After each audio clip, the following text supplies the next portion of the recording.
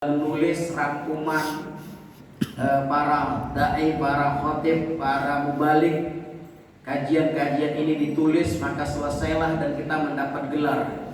Gelarnya adalah ST, Sarjana Takwa. Ya, ini luar biasa sebenarnya. Ilmu begitu banyak disampaikan oleh para asatidzah, para wahadir yang hadir menyampaikan. Tetapi amat sangat disayangkan masih banyak yang kita sangat prihatin, masih banyak yang belum terketuk untuk bisa meningkatkan, lebih meningkat. Baik, pada kesempatan kali ini kita akan membahas sedikit tentang Ramadan. Itu disebutkan oleh para ulama dengan syahrul du'a, dan ini penting kita melihat kondisi umat begini. Kita selalu berdoa dan kita tidak boleh berputus asa. Suatu saat, dan kita pasti optimis, satu saat umat ini bangkit, umat ini pada kejayaannya, pada masa keemasannya. Sholat itu pasti bludak, para jamaah, para hafid, jamaah yang pada soleh, solehah semuanya. Kita akan memimpikan seperti itu suatu saat, dan kita selalu berdoa dan optimis semua umat Islam dalam keadaan mampu, dalam keadaan hidup sejahtera, dihadirkan hadirnya seorang pemimpin yang paham Islam, paham kewajiban dan hak-haknya, sehingga tidak ada lagi kedoliman dan kedoliman. Kita optimis. Ramadan adalah bulan optimis dan bulan kita punya senjata ampuh, senjata yang hari ini tidak kelihatan, senjata yang bisa mengalahkan nuklir sekalipun, yaitu senjatanya adalah ad-du'a. Sebagaimana Rasulullah SAW, ad-du'a silahul mukmin. Doa itu adalah senjatanya orang mukmin.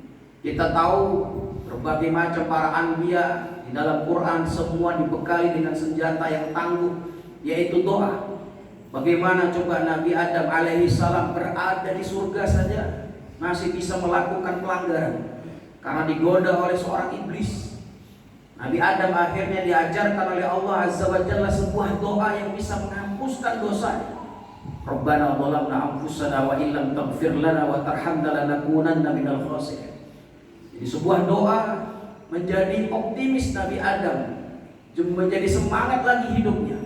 Karena bagaimanapun seseorang ketika mendapatkan hukuman dari Allah itu sebuah beban yang sangat cukup berat. Maka doalah salah satunya sebagai solusi.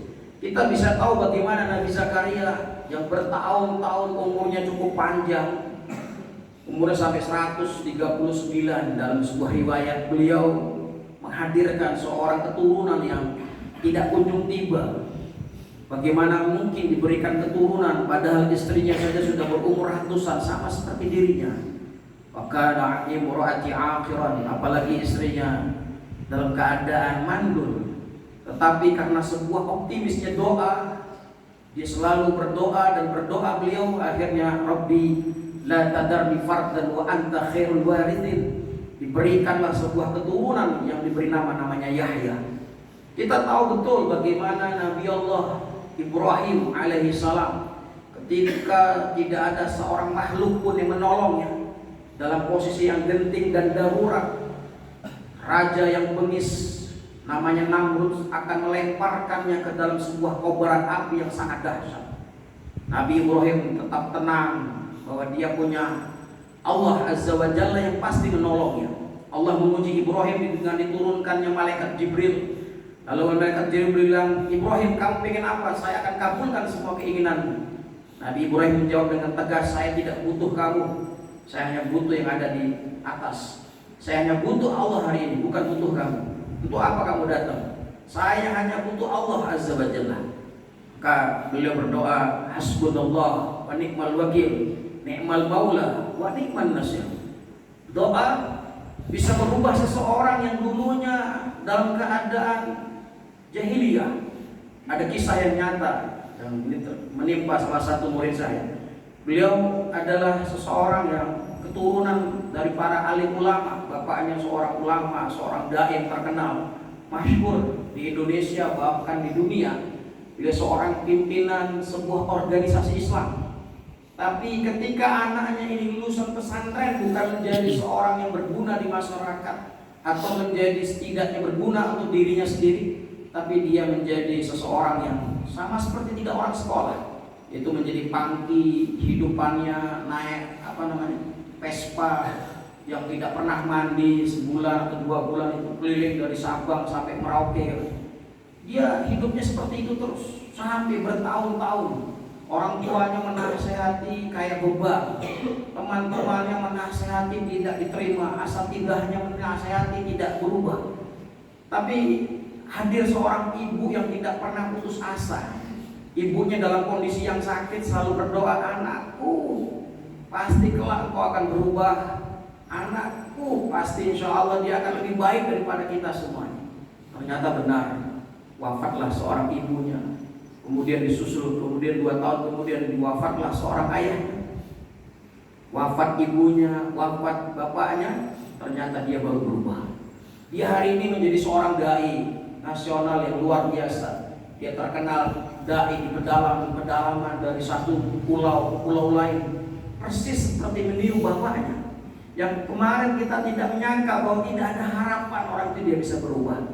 Tapi karena berkat doa seorang ibu, ternyata dia bisa berubah. Begitu juga Bapak dan Ibu semuanya. Kewajiban kita juga harus berdoa. Ketika kita sudah tidak punya lagi bapak dan ibu, kita tetap disebut anak. Saya masih disebut anak. Paling tua di sini juga masih disebut anak. Kita masih punya orang tua. Walaupun orang tua kita berada di alam kubur, ada sebuah kewajiban yang harus kita bacakan, ada sebuah kewajiban yang harus kita tunaikan untuk kedua orang tua kita yang telah tiada. Dan itu tidak lain dan tidak bukan adalah sebuah doa.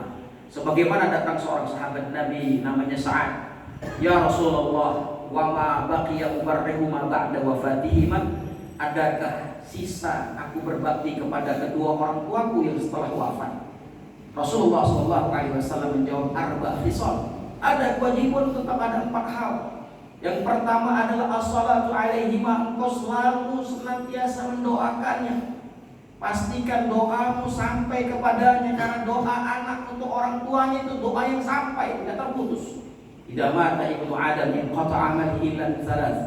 Yang terakhir adalah waladun sholihun yad'u lah, anak yang soleh yang senantiasa mendoakan ibunya. Yang